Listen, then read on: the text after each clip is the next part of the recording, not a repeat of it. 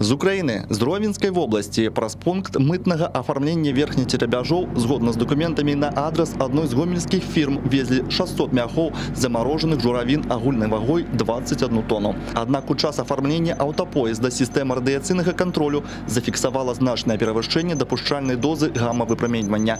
Почався пошук криниці, і у прицепі рефрижератора було знайдено 100 мяхов заморожених чарниць агульной вагой каля 3 тонн, які були сховані від митного контролю. Гамма-випромінювання перевисило допущальну норму у 4 рази. Були проведені додаткові дослідження і визначений ізотоп цезій-137, який лічиться одним з самих небезпечних для здоров'я чоловіка.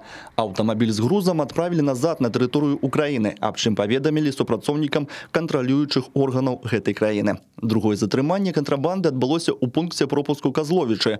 Тут з Германії спробували нелегально увезти буйну партію товару для занятків горнолижним спортом. Сотрудниками таможни было принято решение о проведении таможенного осмотра с использованием сканирующей техники инспекционно-досмотрового комплекса.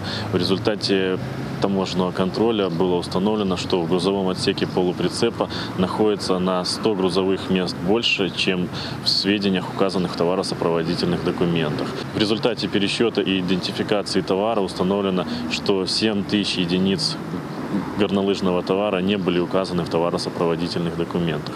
По предварительной оценке их общая стоимость составила около 250 тысяч белорусских рублей. Данный товар изъят до решения суда. Брестской таможни начат административный процесс по факту недекларирования.